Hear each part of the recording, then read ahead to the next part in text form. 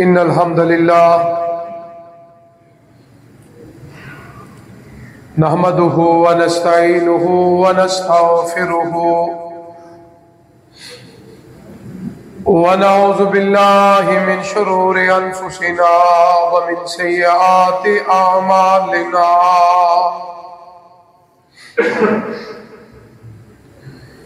من يهده الله فلا مضل له ومن يضلل فلا هادي له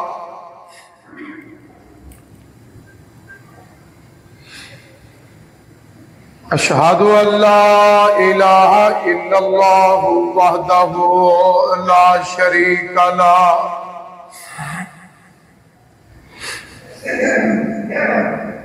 وأشهد أن محمدًا عبده ورسوله صلى الله عليه وآله وسلم يا أيها الذين آمنوا اتقوا الله حق تقاته ولا تموتن إلا وأنتم مسلمون يا أيها الناس اتقوا ربكم الذي خلقكم من نفس واحدة وخلق منها زوجها وبث منهما رجالا كثيرا ونساء واتقوا الله الذي تساءلون به والأرحام إن الله كان عليكم رقيبا يا أيها الذين آمنوا اتقوا الله وقولوا قولا سديدا يصلح لكم أعمالكم ويغفر لكم ذنوبكم ومن يطع الله ورسوله فقد فاز فوزا عظيما أما بعد فإن خير الحديث كتاب الله وخير الهدي هدي محمد صلى الله عليه وآله وسلم وشر الأمور محدثاتها وكل محدثة بدعة وكل بدعة ضلالة وكل ضلالة في النار إن الله وملائكته يصلون على النبي يا أيها الذين آمنوا صلوا عليه وسلموا تسليما اللهم صل على محمد وعلى آل محمد كما صليت على إبراهيم وعلى آل إبراهيم إنك حميد مجيد اللهم بارك على محمد وعلى آل محمد كما باركت على إبراهيم وعلى آل إبراهيم إنك حميد مجيد اللهم ربنا آتنا في الدنيا حسنة وفي الآخرة حسنة وقنا عذاب النار ربنا ظلمنا أنفسنا وإن لم تغفر لنا وترحمنا لنكونن من الخاسرين رب اشرح لي صدري ويسر لي أمري واحلل عقدة من لساني يفقهوا قولي اللهم وفقنا لما تحب وترضى ربنا هب لنا من ازواجنا وذرياتنا قرة أعين واجعلنا للمتقين إماما اللهم اكفناهم بما شئت اللهم اكفناهم بما شئت اللهم اكفناهم بما شئت اللهم اشف مرضانا ومرضى المسلمين اللهم ارزق اولادنا رزقا حلالا طيبا واسعا وارنا مناسكنا وتب علينا انك انت التواب الرحيم اللهم انصر الاسلام والمسلمين اللهم انصر الاسلام والمسلمين اللهم اعز الاسلام والمسلمين قال الله تبارك وتعالى في القرآن المجيد والفرقان الحميد اعوذ بالله السميع العليم من الشيطان الرجيم من همزه ونفخه ونفثه لا حول ولا قوة إلا بالله العلي العظيم بسم الله الرحمن الرحيم والذين يكنزون الذهب والفضة ولا ينفقونها في سبيل الله فبشرهم بعذاب أليم يوم يهمى عليها في نار جهنم فتكوى بها جباههم وجنوبهم وظهورهم هذا ما كنزتم لأنفسكم فذوقوا ما كنتم تكنزون صدق اللہ العظیم۔ وہ مرد عورت جو سونا اور چاندی کو جمع کرتے ہیں اور اس میں سے اللہ کی راہ میں خرچ نہیں کرتے، ان کو بشارت دے دو دردناک عذاب کی، اور جس دن ان کے اوپر جہنم کی آگ کو دھکایا جائے گا، جلایا جائے گا، فتکوا بہا جباہہم، ان کی پیشانیاں، ان کے پہلو، ان کی پشتوں پہ داغ لگائے جائے گے آگ کے ساتھ۔ ھذا ما کنزتم لانفسکم، یہ وہ تمہارا خزانہ ہے جو تم اپنی جان کے لیے جمع کرتے۔ فذوقوا ما کنتم تکنزون، آج اس عذاب کو چکھو جو تم دنیا میں وہ خزانہ جمع کرتے تھے جس میں اللہ کی راہ میں خرچ نہیں۔ حضرات محترم، میرے قابل احترام بزرگوں، دوستوں، بھائیوں، بس حد قابل احترام میری ماں، معززات، موقرات، میری بیٹیوں، ہر قسم کی حمد و ثنا اللہ وحدہ ذات لا شریک کے لیے، جو پوری کائنات کا خالق، مالک، رازق اور مشکل کشا، لا تعداد، بے شمار، انگنت، لا تعداد درود و سلام امام الانبیاء والمرسلین، خطیب الانبیاء والمرسلین، خاتم الانبیاء والمرسلین، سید الانبیاء والمرسلین، سید ولد آدم، شفیع المذنبین، رحمت للعالمین، ساقی حوض کوثر جناب محمد الرسول اللہ صلی اللہ علیہ وآلہ وسلم کی ذات برکات پر ہے۔ حضرات محترم، رمضان المبارک کا مہینہ 1444 ہجری کا آج تیسرا نامہ روزہ ہے، پہلا عشرہ اپنے آخری مراحل میں ہے۔ اللہ کے حضور دعا ہے کہ جتنے روزے رکھے اللہ قبول و منظور فرمائے، اور باقی روزے بھی اللہ اپنی رحمت سے، توفیق سے، فضل سے، کرم سے، طاقتوں سے اللہ تعالی ہمیں وہ روزے رکھنے کی توفیق عطا فرمائے، بیماریوں سے، بری خبروں سے، آزمائشوں سے، فتنوں سے، بلاؤں سے، بری خبروں سے اللہ ہمیں ہمارے گھر والوں کو محفوظ فرمائے۔ میں اور آپ اللہ کے فضل و کرم سے نماز جیسی عبادت اور پھر اب روزے جیسی عبادت، اب تیسری عبادت جو اسلام قبول کرنے کے بعد ہے وہ زکوٰۃ۔ روزہ بھی جسمانی عبادت کا نام ہے، جس کو آج کل ہمارے ہاں ایک جملہ بولتے ہیں کہ یہ ہمارے جسم کی زکوٰۃ ہے۔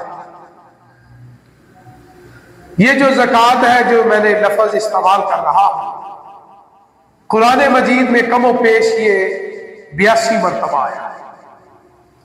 اقیم الصلاۃ وآتوا الزکوٰۃ۔ آپ جب بھی اللہ کی کلام قرآن کی تلاوت کریں گے تو یہ دو باتیں بار بار آئیں گی، ایک صلاۃ آئے گا، ایک زکوٰۃ آئے گا، اور اللہ تعالیٰ نے دونوں کو اکٹھا اکثر جگہوں میں ذکر کیا۔ اس کی وجہ کیا ہے کہ جو جان بوجھ کے نماز چھوڑتا ہے اس کے بارے میں ہے کہ وہ دار اسلام سے خارج ہو جاتا ہے، مشرک ہو جاتا ہے، اس کا تعلق کافروں کے ساتھ ہے، ہمارے ساتھ نہیں ہے۔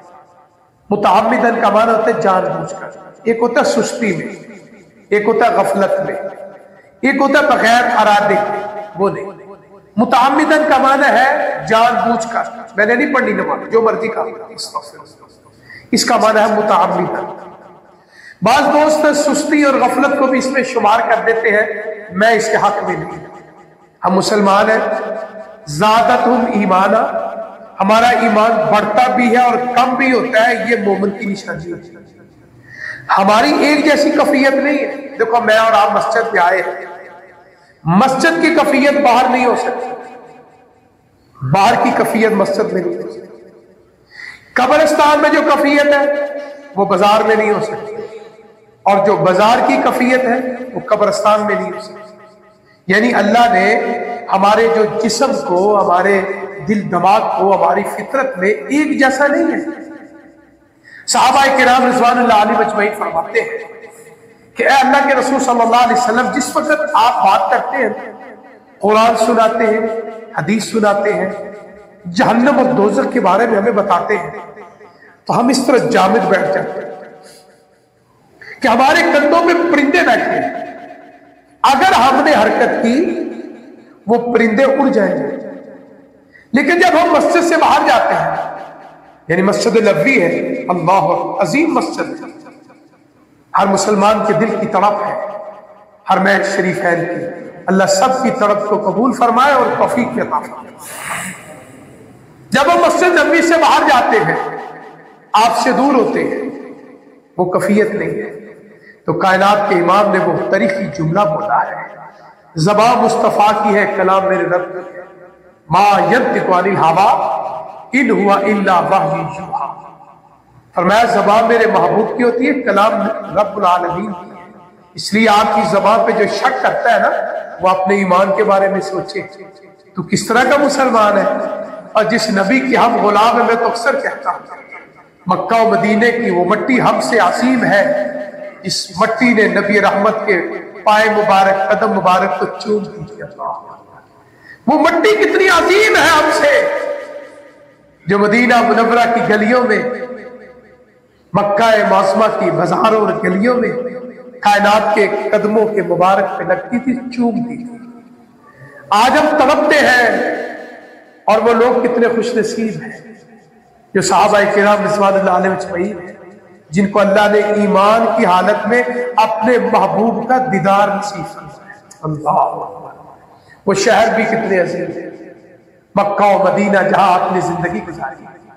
تو اس لیے یہ بات ذہنوں میں محفوظ کرنا کہ کیفیتیں بدلتی رہتی ہیں، عادات بدلتی رہتی ہیں۔ یہ جو بعض ہمارے علماء، میں تو اکثر کہتا ہوں کہ قرآن نے کہا لا یکلف اللہ نفسا الا وسعها، اور دوسرے نے فرمایا لا اکراہ فی الدین قد تبین الرشد، دین میں جبر نہیں۔ اسلام میں تکلیف نہیں، آپ کھڑے ہو کے نماز نہیں پڑھ سکتے، بیٹھ کے پڑھیں، تکلیف ہے نہیں، بیٹھ کے نہیں پڑھ سکتے، فرمایا لیٹ کے پڑھ لیں، پڑھیں ضرور۔ رب کیا چاہتا ہے؟ میرا بندہ میری عبادت کرے، میں اس کے سارے گناہ معاف کر دوں۔ یہ جو سارے مہینہ گزر رہے ہیں نا، یہ اللہ نے ہمیں سبب پیدا کیا ہے، قیام کرے گا گناہ معاف کر دوں، روزہ رکھے گا گناہ معاف کر دوں، صدقہ خیرات کرے گا گناہ معاف کر دوں گا۔ آگے تاکراتیں آ رہی ہیں، اللہ مجھے اور آپ کو اس کی عبادت کی توفیق عطا فرمائے، فرمایا گناہ معاف کر دوں گا۔ اللہ تو خود کہتے ہیں یحب التوابین، میں تو توبہ کرنے والوں سے پیار کرتا ہوں۔ اب توبہ کون کرے گا؟ جو اپنے رب کو رب مانتا ہے۔ اس لیے کیفیتیں بدلتی رہتی ہیں، آپ مسجد میں ہیں کچھ اور کیفیت، باہر ہے تو کچھ اور کیفیت، تو یہ کیفیات جو ہے یہ اللہ کی طرف سے عطا ہے۔ تو یہ جو علماء کہتے ہیں کہ نماز چھوڑ دی کافر ہو گیا، مشرک ہو گیا، اس میں فرق ہے۔ متعمدن کا لفظ میں نے جو حدیث کا جو استعمال کیا اس کا مطلب جان بوجھ کر۔ آپ مجھے بتائیں کہ مسلمان ہو جان بوجھ کے نماز چھوڑے گا؟ جتنا مرضی پاپی گنہگار ہے وہ یہ کہے گا میری سستی ہے، دعا کر اللہ مجھے ہدایت دے، یہ جملہ بولتے ہیں، ایسے ہی کہتے ہیں۔ کبھی کوئی آدمی یہ نہیں کہے گا کہ میں نماز کا منکر ہوں، میں نے زور لگا لو نماز نہیں پڑھنی، کوئی نہیں ایسا ملے گا، اللہ کہ کوئی ایسا ہو جو مرتد ہو چکا ہو، جس کو قرآن و حدیث و اسلام سے تعلق نہ ہو، اللہ اور اللہ کے نبی سے تعلق نہ، وہ یہ بات کہے گا۔ ہم میں کوئی ایسا آدمی یہ بات نہیں کہہ سکتا۔ تو اس لیے لوگوں کو خوشخبریاں سناؤ، لوگوں کو ڈراؤ نہیں، خوشخبریوں کا بھی اللہ نے حکم دیا۔ اب وہ خوشخبری کیا ہے کہ آپ اللہ سے سچے دل سے توبہ کر لو اور ساتھ ارادہ کر لو کہ جتنی سستی ہوئی ہے، غفلت ہوئی ہے، اللہ پچھلے معاف کر دے، آئندہ ایسا نہیں کر سکتا۔ اللہ یہ ہے معنی اسلام۔ اس لیے یہ ماہ مبارک جو زندگی میں آیا اور گزر رہا ہے اور انشاءاللہ گزر جائے گا، لیکن اس کی یادیں وابستہ رہیں گی۔ وہ یادیں کیا ہے؟ اگر نماز پڑھی ہے تو یاد رہے گی، روزہ رکھا ہے تو یاد رہے گی، رات کو قیام کیا۔ میں تو اکثر کہتا ہوں کہ فرض نماز کے بعد نفلی نمازوں میں سب سے زیادہ اچھی اور فضیلت والی نماز وہ تہجد کی نماز ہے، جس کو آج کل ہم قیام اللیل یا تراویح کہتے ہیں۔ تتجافی جنوبہم عن المضاجع یدعون ربہم، یعنی فرض نمازوں کے بعد جو با جماعت نفلی نماز ہے وہ قیام اللیل، جو آپ دوست پڑھتے ہیں، کتنی خوش بختی ہے۔ اس لیے کوشش کرو روزہ بھی رکھو، رات کو قیام بھی کرو، قرآن بھی سنو، قیام بھی کرو، رکوع بھی کرو، سجدہ بھی کرو، اور ان مساجد میں جاؤ جہاں قرآن سننے میں مزہ بھی آئے، سمجھ بھی آئے، جہاں یعلم تعلمون یعلم تعلمون، کیونکہ آپ پھر اس گناہ میں شامل ہو گئے۔ قرآن کی بے ادبی کرنا گناہ ہے۔ وَرَتِّلِ الْقُرْآنَ تَرْتِيلًا، میں قرآن ٹھہر کر کے پڑھوں۔ میں تو اپنے حافظوں کو کہتا ہوں، امام تراویح کو کہتا ہوں کہ اللہ کے بندے قرآن ایسا پڑھو سننے والوں کو سمجھ میں آئے کہ یہ کیا پڑھ رہے ہیں۔ آج کیا ہے؟ اللہ ماشاء اللہ، سب کی میں بات نہیں کرتا، سورۃ فاتحہ کی سمجھ آئے گی، آگے کوئی بات سمجھ میں نہیں آئے گی کہ امام صاحب کیا پڑھ رہے ہیں۔ نہیں، جیسے تو نے سورۃ فاتحہ پڑھی ہے ویسے ہی قرآن پڑھنے کا۔ یہ نہیں کہ سورۃ فاتحہ کے لیے حکم کچھ اور ہے اور باقی سورتوں کے لیے کچھ اور حکم ہے۔ تو اس لیے اللہ نے موقع دیا ہے، رج کے اس موقع سے فائدہ اٹھاؤ، یہ بخشش کا دریا چل رہا ہے، رج رج کے پانی پیو تاکہ اللہ میرے اور آپ کے سب کے گناہ معاف فرمائے۔ تو انشاءاللہ ادھر شوال کا چاند نظر آئے، لوگ عید کی مبارکیں دیں، تو ہمیں مبارک اس بات کیوں کہ ہم نے اس مہینے میں اللہ سے اپنے گناہوں کو معاف فرما دیا، کامل یقین ہو۔ اب اس میں ایک قسم یہ بھی ہے جس کا میں آج ذکر کرنے لگا ہوں، وہ زکوٰۃ۔ کن کے اوپر؟ جن کو اللہ نے مال دیا۔ دنیا کے اندر تین قسم کے لوگ، ایک وہ ہے جو مزدور ہے، ایک وہ ہے جو متوسط طبقہ ہے، ایک وہ ہے جو امراء ہے، غنی ہے، جس کی جمع اغنیاء ہے۔ اب یہ متوسط طبقہ جو ہے اگر تو اس نصاب کو اس حد کو پہنچتے تو ان کے اوپر زکوٰۃ ہے۔ مزدور آدمی کے پاس کس طرح ہو سکتی ہے؟ وہ تو پہلے مزدور ہے، اس کے کھانا پینا مشکل ہو چکا ہے، لیکن جو غنی اور اغنیاء ہے ان کے اوپر سال بعد زکوٰۃ فرض ہے، مال میں بھی، سونے میں بھی، چاندی میں بھی، جانوروں کی شکل میں، جو بھی کھیت ہے یا جو بھی معاملات ہیں، اللہ نے، رسول صلی اللہ علیہ وسلم نے سب کا نصاب مقرر کر دیا ہے۔ اب یہ زکوٰۃ فرض ہے، اور جو زکوٰۃ کا منکر ہے ان کے بارے میں حدیث میں آتا ہے کہ اللہ کے رسول صلی اللہ علیہ وسلم نے معراج کی رات کچھ لوگوں کو دیکھا، تھور کا درخت بزرگ جو جانتے ہیں بڑا کڑوا درخت، وہ کھا رہے تھے اور ان کو بڑی تکلیف ہو رہی، اور پھر ساتھ کانٹے وہ کھا رہے تھے، خون بہ رہا تھا، پورا جسم تڑپ رہا تھا، پھر پتھر کھا رہے تھے، چبا رہے تھے، تکلیف میں تھے۔ اللہ کے رسول صلی اللہ علیہ وسلم نے پوچھا جبرائیل علیہ السلام یہ کون بدبخت لوگ ہیں، اتنے سخت عذاب میں؟ فرمایا یہ آپ کی امت کے بے زکاتے لوگ ہیں، آپ اندازہ کرو۔ دوسرا فرمایا ایک آدمی جس کے پاس جانور ہے، گائے ہے، بیل ہے، اونٹ ہے، بکریاں ہیں، زکوٰۃ نہیں دیتا، فرمایا قیامت والے دن وہ جانور اس کو روندیں گے، میدان محشر میں لوگ اس کو دیکھیں گے، اتنا بد نصیب ہے کہ آج اللہ کے عذاب میں مبتلا ہے۔ اور قرآن پاک کی آیت میں سورہ توبہ جو میں نے آپ کے سامنے تلاوت کی، جس کے بعد سونا چاندی ہے، اس دور میں درم و دینار ہوتے تھے، آج کل تو وہ شکل بدل کے ہمارے پاس سکہ یا رائج الوقت یہ روپیہ آ گیا ہے، اصل میں یہ سونا چاندی وہی چیز ہے۔ اس دور میں درم چاندی کا ہوتا تھا اور دینار سونے کا۔ اللہ کے رسول صلی اللہ علیہ وسلم نے جو یہ نصاب مقرر کیا ہے سونے کے بارے میں، کائنات کے امام نے فرمایا 7.5 تولے۔ اب یہاں بعض لوگ بڑی باتیں کرتے ہیں، اللہ تعالیٰ ان کو ہدایت عطا فرمائے، کہتے ہیں جی دیکھو سونا لاکھوں روپیہ ہو گیا۔ میں کہتا ہوں اگر 1 کروڑ کا بھی تولا ہو جائے نا، اللہ کے نبی کے نصاب کو کوئی نہیں توڑ سکتا، اللہ وہ قیامت تک کے لیے 7.5 تولے سونا موجود ہے گھر میں، اور سال گزر چکا ہے، 7.5 سے کم ہے تو زکوٰۃ نہیں، چاہے 6 کروڑ کا رقم بنتی ہو، چاہے 7 کروڑ بنتا ہو، چاہے 20 لاکھ بنتا ہو، ہم نے رقم نہیں دیکھنی، اللہ کے نبی کا فرمان دیکھنا ہے۔ اللہ 7.5 تولے اگر سونا موجود ہے تو اللہ کے نبی نے قیامت تک کے لیے، اس دور میں اتنا سونا مہنگا نہیں ہو سکتا، لیکن میں کہتا ہوں اس دور میں بھی عام چیزوں سے مہنگا ہی ہوگا کیونکہ قیمتی چیز ہے۔ اور اس آیت میں بھی اللہ نے پہلے سونے کا ذکر کیا، قیمتی چیز ہے نا، ذہب، اسے 7.5 تولے گھر میں سونا موجود ہے۔ اب حساب کس طرح لگانا ہے؟ میرے محترم حاجی عبد الرحیم صاحب کچھ سال پہلے مجھے بتایا تھا، تو میرے علم میں بھی اضافہ ہوا کہ یہ جو ہم زیور ہماری مائیں بہنیں بیٹیاں استعمال کرتے ہیں، استعمال میں یہ کم ہوتا ہے وزن، یہ بات یاد رکھیں۔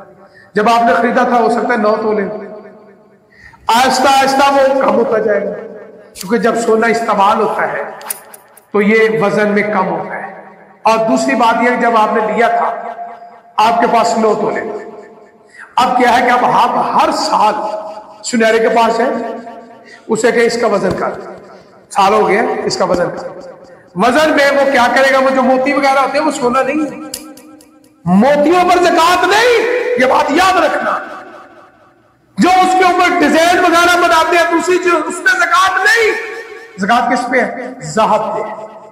وہ سنیارا بتا سکتا ہے، میں اور آپ نہیں بتا سکتے۔ وہ کہے گا صاحب، حافظ صاحب، شیخ صاحب، فلاں صاحب، فلاں صاحب، اس زیور میں اتنا سونا ہے۔ اب آپ نے فیصلہ کرنا ہے کہ اگر وہ 7.5 تولے موجود ہے تو آپ کے اوپر زکوٰۃ فرض ہے۔ اب اس میں آگے ایک اور بات آ جاتی ہے، ہماری بہنیں بیٹیاں کہتی ہیں ہمارے پاس تو رقم نہیں، ہم کس طرح زکوٰۃ دیں؟ اس میں یہ ہے کہ خاوند جو ہے جس کے ذمہ نان و نفقہ ہے، اگر وہ نیکی کرنا چاہتا ہے تو اپنی بیوی کے زیور کی زکوٰۃ وہ ادا کر سکتا ہے۔ تو بیویوں کو بھی چاہیے نا کہ اپنے خاوند کا شکریہ ادا کریں۔ فرض کس کے پہ تھا؟ جو استعمال کر رہی ہے، لیکن وہ کاروبار تو نہیں کر رہی، کمائی تو نہیں کر رہی، اس کے پاس تو رقم نہیں۔ اگر پہلی بات تو یہ، تو میں تو ان سے یہ کہتا ہوں اگر آپ کے پاس رقم نہیں ہے تو آپ اتنا زیور رکھیں جو صاحب زکوٰۃ تک نہ پہنچے، تاکہ آپ کو پریشانی نہ ہو۔ اگر ہو گیا ہے تو خاوند جو ہے وہ احسان کرتا ہے، اسی لیے من لم یشکر الناس لم یشکر، اور اپنے خاوند کا شکریہ ادا کریں۔ ہر سال زیور کی ملکیت آپ کی ہے، کل کو مسئلہ آنا تو وراثت آپ کی تقسیم ہوگی۔ زکوٰۃ کون دے رہا ہے؟ خاوند۔ احسان ہے یہ نہیں، نیکی ہے، بہت بڑی نیکی۔ ہاں اگر کسی عورت کا خاوند نہیں دیتا، اگر وہ نہیں دیتا پھر وہ عورت گنہگار ہے، وہ کیا کرے؟ اس زیور میں سے وہ چیز فروخت کر کے یہ جو فرض زکات ہے وہ ادا کرے. اللہ، یہ ہے اسلام. اب یہ جو ہے نا اقیم الصلاۃ وآتوا الزکات، اس میں صرف مرد نہیں ہے، کیا عورتوں پہ نماز فرض نہیں؟ اس طرح زکات بھی عورتوں پہ فرض ہے. اللہ کے رسول صلی اللہ علیہ وسلم کے پاس جو دو والد ام سلمہ کے بارے میں آتا رضی ان کے پاس سونے کی بالیاں تھیں. ایک عورت ہے، اس کی بیٹی کے کنگن تھے، مشہور حدیث ہے. اللہ کے رسول اس میں سے کوئی اللہ کی راہ میں خرچ کیا؟ فرمایا نہیں. فرمایا یہ کنز ہے، کیا تجھے برداشت ہے کل قیامت والے دن آگ کے کنگن پر ہے؟ آج بعض دوستوں نے ایک اور چیز بھی آ گئی کہ سونے کا جو معاملہ ہے یہ تو کلیئر ہو گیا کہ 7.5 ہو گیا، قیمت نہیں دیکھتی. جسے کل ایک آدمی نے مسئلہ پوچھا کہ بلوغت کی کتنی عمر ہے؟ حدیث میں عمر نہیں آئی، حدیث میں اتنا ہی لفظ ہے کہ بچہ اور بچی بالغ ہو جائے، نماز بھی فرض ہے اور روزہ بھی فرض ہے. جی 15 سال 16 کہاں لکھا ہے؟ 19 سال کہاں لکھا ہے؟ اسلام نے ایک ہی بات، کیوں؟ اس کی وجہ کیا ہے؟ بعض علاقوں میں بچے بچیاں جلدی بالغ ہو جاتے ہیں، بعض علاقوں میں بچے بچیاں جلدی بالغ نہیں ہوتے. علاقے کی موسم کے بھی اثرات ہوتے ہیں اور گھر کی خوراک کا بھی اثر ہوتا ہے. بعض گھروں کی خوراک بڑی اچھی ہے ماشاءاللہ، اللہ ان کو اور عطا فرمائے، وہ نعمت کثیر ان کے بچے کھاتے ہیں، گوشت کھاتے ہیں، انڈے کھاتے ہیں، دودھ پیتے ہیں، پھل کھاتے ہیں، وہ جلدی بالغ ہو جاتے ہیں. اس لیے اسلام نے بلوغت کی شرط رکھی ہے، عمر کی شرط نہیں. اس لیے بچہ بچی بالغ ہو جائے، ماں باپ کو چاہیے اس کو حکم دو کہ بیٹا تیرے اوپر نماز فرض ہو گئی ہے. ماں کو چاہیے اپنی بیٹی کو بتائے بیٹی تو اب بالغ ہو گئی ہے، نماز بھی فرض ہو گئی ہے، روزے بھی فرض ہو گئے. اگر نہیں رکھے گی یا بچہ نہیں رکھے گا تو یاد رکھو ساری زندگی بھی وہ روزہ رکھے، ان روزوں کا کفارہ ادا نہیں ہو سکتا. اس لیے میری ان والدین سے گزارش ہے، اپنے بچوں کو پوریج نہ رکھیا کرو. جس طرح نئی نئی مرغی یا مرغا لاتے تھے نا بارے بڑے، تو گھر میں لا کے اس کو چھپا کے رکھے. بچوں اور بچیوں کو دین سکھاؤ، ان سے بات چیت کیا کرو، ورنہ آپ سے بہت دور چلے جائیں گے. دوستوں سے باتیں کریں گے، سہیلیوں سے باتیں کریں گے، ممکن ہے غلط علم سیکھ لیں. ماں باپ کو چاہیے، ماں کا تعلق بیٹی سے ہے، باپ کا تعلق بیٹے سے ہے، وہ اپنے بیٹے کو بتائے، ماں کو چاہیے اپنی بیٹی کو دین کی باتیں میں بتائے جو اس کی زندگی میں ضرورت آ سکتی. اگر وہ کسی فرینڈ سے پوچھے گا، ممکن ہے شرارتاً وہ غلط بتا دے، وہ ساری زندگی غلط بات پہ عمل کرتا رہے. اس لیے میری آپ سے ادبن گزارش ہے، اپنے بچوں کو دین کی باتیں سکھایا کرو.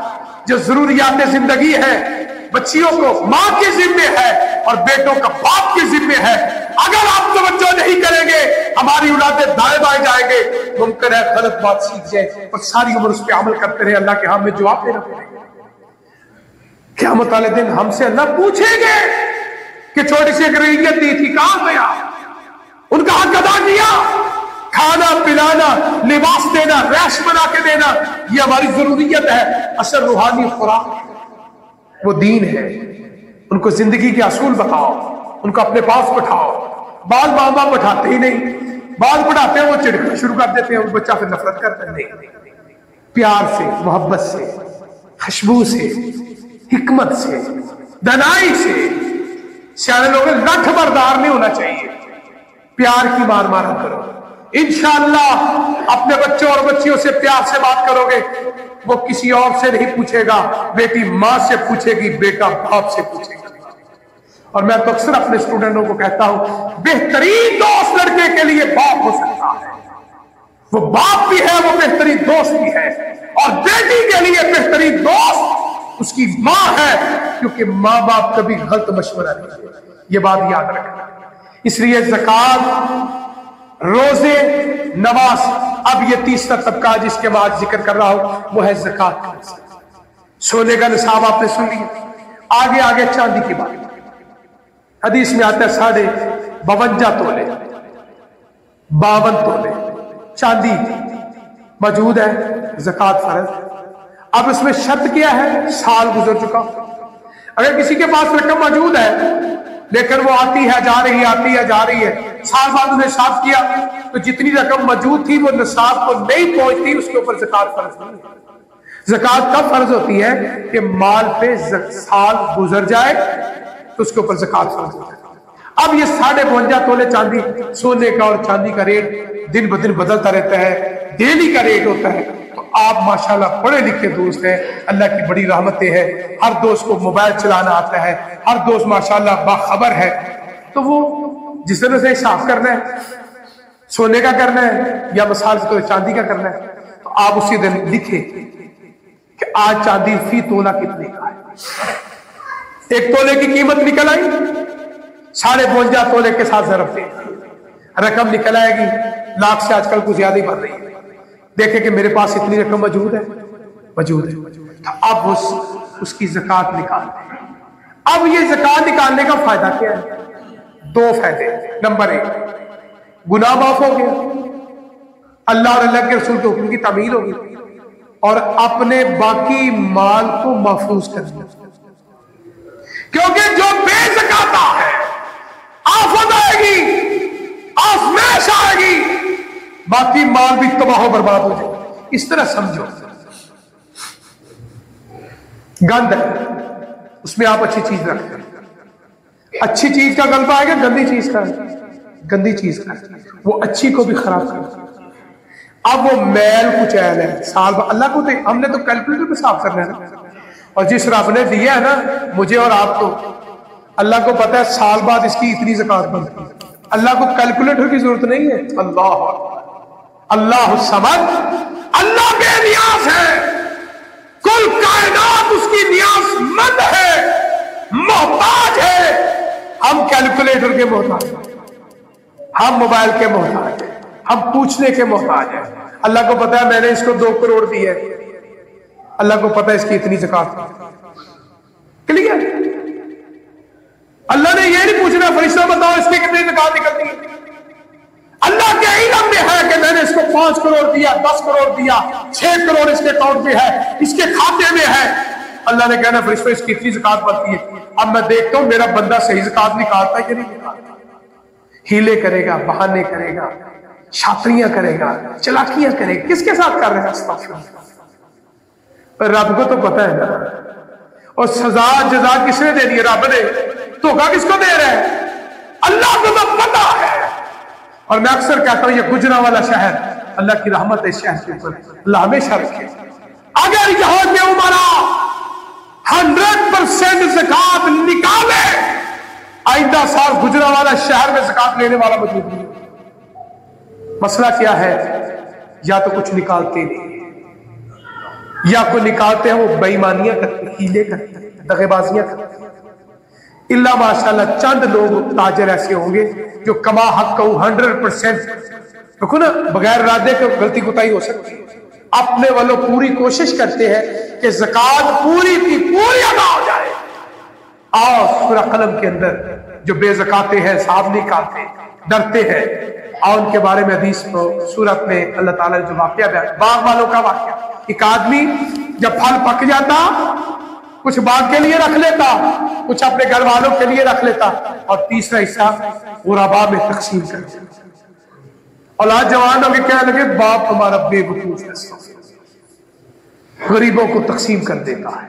آج بھی ایسی بدبخت اولاد ہے، کو مسجد میں پیسے لگائے نا تو بچہ اپنے پیو کو کھولتا ہے، کسی کا قرض اتارے تو انہیں جی کھولتا ہے، کسی کی مدد کرے کیوں تکلیف ہو رہی میرا حصہ جا رہے ہیں. اور نہ شکریہ رازق اللہ کی ذات ہے، جس رب نے تیرے باپ کو دیا وہ رب تجھے بھی دے گا.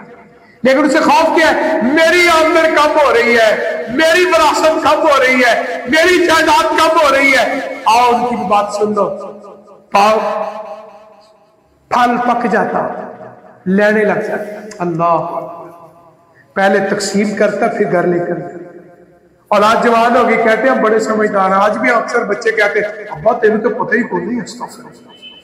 باپ کی اتنی اولاد ہوگی، اتنا پالا پوسا، تجھے جوان کیا، اسے پتہ ہی کوئی نہیں، تو بہتا باخبر آ گیا. یہ بے ادبی ہے. اللہ سے ڈر جاؤ.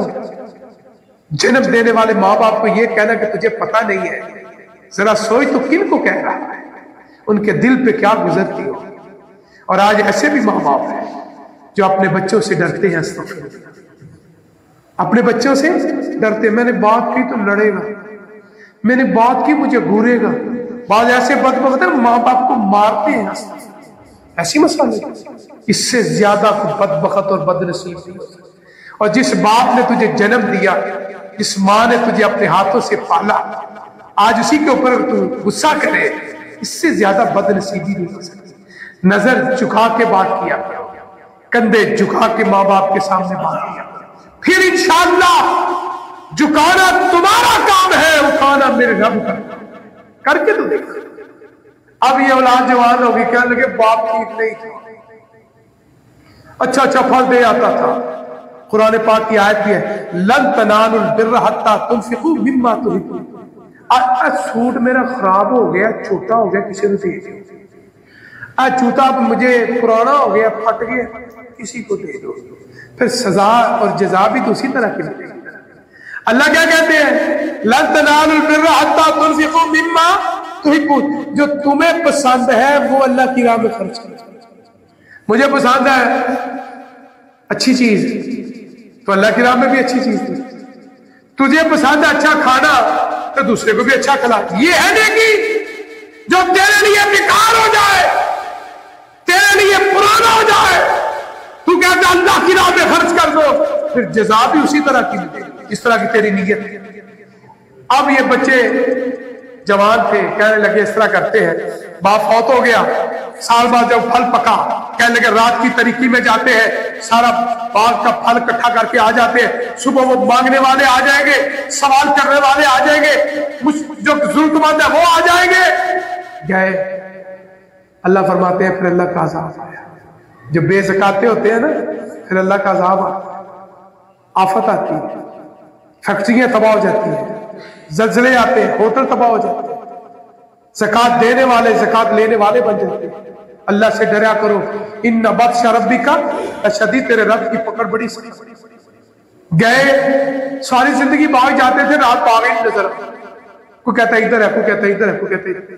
آخرکار گئے ایک جگہ پہ، کہنے لگے یہاں ہاتھ لگایا تو سوا اللہ کی طرف سے عذاب آیا، باغ پھلدار سارا تباہ ہو برباد ہو گیا، بیٹھ کے رونا شروع کر دیا۔ اب کیا فائدہ؟ اس لیے آؤ زکات دیا کرو اگر فرض ہو چکے، کچھ شکر کرو اللہ نے زکات دینے والا بنایا۔ اب اس زکات کے مسئلے میں، یعنی یہ سونے چاندی کا مسئلہ ہو گیا، اس طرح جانوروں کا مسئلہ ہے، جو بھی آپ مسئلہ پوچھ کے سال بعد زکات جو ہے وہ فرض ادا کریں۔ اب اس میں کیا ہے؟ ہیلا کرنا، ہیلا کرنے سے دنیا میں بھی سزا ہے، آخرت میں بھی سزا ہے۔ بنی اسرائیل قوم کو اللہ نے مچھلی کا شکار ہفتے سے منع کیا، انہوں نے ہیلا کیا، اللہ کو کم سامنے کنڈیاں لگا لی، جال پھینکنے شروع کر دیے، کچھ کی شکل بندروں کی بن گئی، کچھ کی شکل خنزیر کی بن گئی۔ اللہ کے حکم کے سامنے ہیلا، اللہ کے غضب کو دعوت ہے، اللہ کے غصے کو دعوت ہے۔ اسی زکات کے مسئلے میں ہیلا نہ کرو، جس رب نے دیا ہے اس کی توفیق سے کما حق ہو، جب زکات ادا کرے گا انشاءاللہ اللہ کی بارگاہ میں قبول ہوگی۔ اور یہ فرض ہے، اقیم الصلاۃ وآتوا الزکات۔ حضرت ابوبکر صدیق رضی اللہ تعالیٰ عنہ کے دور خلافت میں کچھ مسلمانوں نے زکات دینے سے انکار کر دیا، انہوں نے کہا ان کے خلاف جہاد کرو۔ لوگوں نے کہا یہ تو کلمہ پڑھتے ہیں، فرمایا جو زکات نہیں دیتا اس کے کلمے کا اعتبار نہیں، حضرت ابوبکر صدیق ان کے خلاف جہاد کریں گے۔ آپ اندازہ کریں۔ اب دوسرا بڑا اہم مسئلہ جو آج کل لوگ پوچھتے ہیں کہ زکات جب آپ نے کسی کو دینی ہے، چاہے وہ رشتہ دار ہے، چاہے وہ غیر رشتہ دار ہے، دوست ہے، آپ کا کوئی متحد ہے، اس کی آمدن کم ہے، خرچے زیادہ ہے، آپ کے علم میں تو بتانے کی ضرورت نہیں ہے۔ اللہ نے عزت نفس کا بھی خیال رکھا ہے، اور حدیث میں آتا ہے کہ اللہ کے رسول صلی اللہ علیہ وسلم نے تم سے پہلے ایک آدمی رات کے وقت زکات لے کر نکلا، اس نے ایک فحش عورت کو دے دی، صبح شور پڑ گیا کہ رات کو ایک فحش عورت کو دے دی، اس نے سمجھا میری زکات قبول نہیں، دوسری رات پھر لے کر گیا، ایک ڈاکو اور چور کو دے آئے، اتفاق کی بات ہے، دن پھر شور پڑ گیا، اس نے سمجھا میری یہ بھی قبول نہیں، تیسری رات پھر زکات لے کے نکلا، رات ایک محلدار تاجر کو دے آئے، صبح پھر شور پڑ گیا، کائنات کے امام کی خوشخبری سنی، رحمت اللہ علیہ نے فرمایا اللہ نے اس کی تینوں زکاتیں قبول فرمائی۔ اللہ، وہ فحش عورت، وہ جو مال ملا اس کی وجہ سے اس نے زنا کو چھوڑ دیا، اور جو چور ڈاکو تھا جس کو وہ دے کے آیا تھا اس نے چوری اور ڈاکے سے توبہ کیا، اور تیسرا جو مالدار تھا بے زکاتہ تھا صدقہ خیرات نہیں کرتا تھا وہ نے توبہ کر لی، فرمایا اللہ کے رسول صلی اللہ علیہ وسلم نے اللہ نے اس کی تینوں صدقے اللہ نے قبول فرما لیے۔ اس کا مطلب ہے کسی کو بتانے کی ضرورت نہیں ہے، آپ کو پتہ ہے اس کو فلاں چیز کی ضرورت ہے، آپ حکمت سے اسی بہانے اس کے گھر چیز پہنچا جائیں۔ گندم کی ضرورت ہے، چاول کی ضرورت ہے، گھی اور آئل کی ضرورت ہے، دالوں کی ضرورت ہے، آپ کسی بھی بہانے جائیں، اس کے بچوں کو لباس کی ضرورت ہے، تو اس لیے بتانے کی ضرورت نہیں، کوئی بھی ہو تو آپ جو ہے وہ، کیونکہ رب جانتا ہے نا، لکھتوں کون جانتا ہے؟ اللہ کے علم میں ہے، تو اس لیے آؤ اقیم الصلاۃ و آتوا الزکات، رمضان المبارک کا مہینہ ہے، اس میں یہ بھی بات آتی ہے کہ بعض دوست کہتے ہیں جو رمضان میں زکات دینی ہے، اسلام کا حکم رمضان اور غیر رمضان کرنی ہے، یہ بھی بات ذہنوں میں رکھیں۔ اسلام کا حکم کیا ہے؟ جب سال گزر جائے۔ اب اگر ایک آدمی کا رمضان سے 6 مہینے پہلے سال ہو گیا تو کیا 6 مہینے تک وہ انتظار کرے گا؟ نہ مجھے پتا ہے نہ آپ کو پتا ہے کہ زندگی میں رمضان آئے گا یا نہیں آئے گا، تو قرض لے کے مر گیا نا، یہ مشکل ہو جائے گی۔ اس لیے سال جب بھی گزر جائے اس میں رمضان اور غیر رمضان کی کوئی شرط نہیں ہے۔ اسلام میں یہی حکم ہے کہ جب نصاب کو پہنچ جائے، سونا ہے چاندی ہے جو بھی مسئلہ ہے، تو فرمایا اس وقت پھر وہ زکوٰۃ اس کے اوپر فرض ہو جاتی ہے۔ جتنی وہ ڈیلے کرے گا اللہ کے ہاں تو وہ گناہ ہی ہے، اس لیے اللہ کی حضور دعا ہے رب العالمین جو صاحب اولاد ہے اللہ ان کو زکوٰۃ ادا کرنے کی توفیق عطا فرمائے، اور جو متوسط طبقہ ہے یا مزدور ہے اللہ ان کے رزق میں برکت اور کثرت عطا فرما، اور جو سنایا اللہ مجھے اور آپ کو عمل کرنے کی توفیق عطا فرمائے۔ وآخر دعوانا الحمدللہ رب العالمین، سبحان ربک رب العزت عما یصفون وسلام علی المرسلین والحمدللہ رب العالمین۔ آدمی زکوٰۃ نکلتی ہے وہ نہیں استعمال کر سکتا، وہ پیسے اس سے دینی کر کے ایک شہر پہ رکھ کے سارا سال استعمال کرتا ہے، وہ دے ہوئے جنہوں نے کون نہ دے ہوئے استعمال نہ کریں، ان سے انہوں نے رات جنہ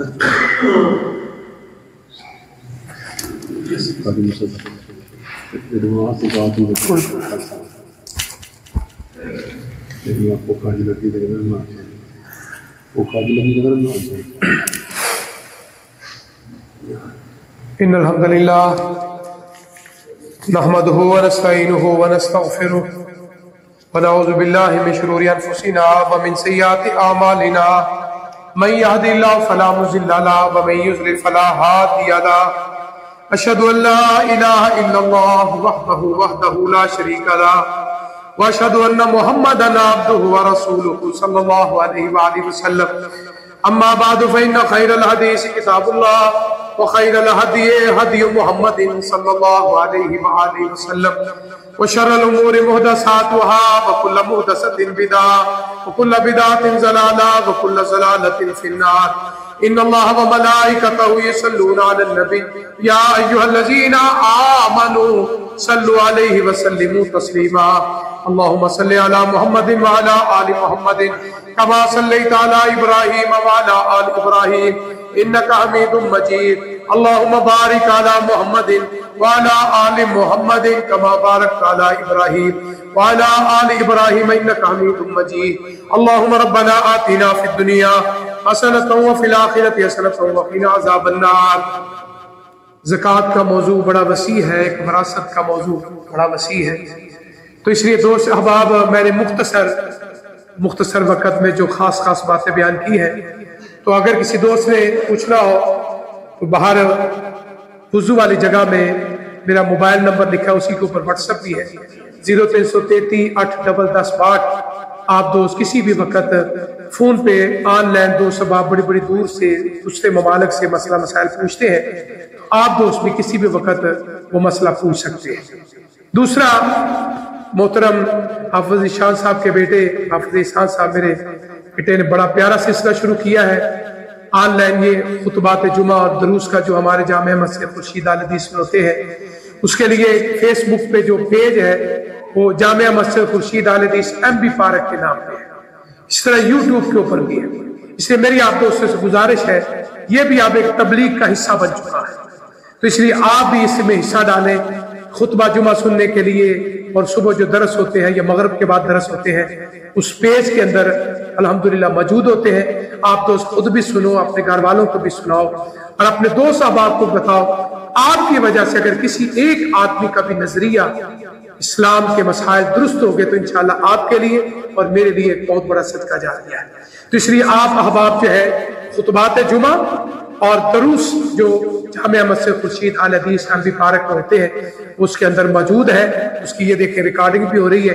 اس لیے آپ احباب جو ہے ضرور جو سماعت فرمائیں، اپنے اور بچوں کو سنائیں، تاکہ بعض ایسے مسائل ہوتے ہیں جو والدین کہتے ہوئے ان کو حیا یا شرم آتی ہے، فطرتی امر ہے، تو وہ جب یہ مسئلہ سنیں گے، خطبہ سنیں گے، درس سنیں گے، پہلی بات تو یہ ہے کہ بچوں کو ساتھ لے کر آیا کرو. یہ اللہ کا گھر ہے. میرا دل اور ماشاءاللہ مساجد میں جتنے بڑا وسیع ہے، ہم کہتے ہیں بچوں کو ضرور لایا کرو. بعض مساجد میں تو بچوں کو لانا سختی سے منع نہیں، مسجد میں بچوں کو ساتھ لے کر آیا. یہ جو آج بچے آئیں گے کل کو بڑے پکے نمازی انشاءاللہ بن جائیں گے. ان کو صفوں میں کھڑا کیا کرو، ان سے پیار کیا کرو، ان کو سینے سے لگایا کرو، اچھا وضو کرے، ان کی تعریف کیا کرو، اچھی نماز پڑھے، ان کی تعریف کیا کرو. یہ خوش ہو جائیں گے کہ اگر کوئی بچہ کہ میں نے اذان کہنی ہے قربانی کرو، تو بیٹا تم اذان کرو. تو یہ بھی ایک بہت بڑی تبلیغ کا حصہ ہے. آپ تو اس میں ضرور حصہ ڈالیں. کیا ہے؟ خود بھی سنیں اور دوسروں کو بھی سنائیں تاکہ دین کی بات سمجھ میں آ سکے. دوسرا جی عبد الوہی صاحب پوچھتے ہیں کہ اگر ایک آدمی نے زکوٰۃ نکالی ہے، اس نے کسی کو دینی ہے تو اس وقت موجود نہیں ہے، تو اسلام میں یہ ہے کہ آپ وہ زکوٰۃ علیحدہ کر دیں. مثلا 100 روپے میں 2.5 روپیہ ہے، 1000 روپے میں 25 روپے، 1 لاکھ میں 2500 روپیہ بنتا ہے، تو یہ 2.5واں حصہ ہے. تو آپ ایسے کریں زکوٰۃ نکال کے، کیونکہ زکوٰۃ کی رقم سے فائدہ اٹھانا، اس کو اپنے کاروبار میں یوز کرنا، یہ بڑا سخت گناہ ہے، اس لیے اس کو علیحدہ رکھنا. دوسری حافظ شاہ صاحب نے پوچھا کہ ایڈوانس زکوٰۃ، ہاں یہ بھی ٹھیک ہے.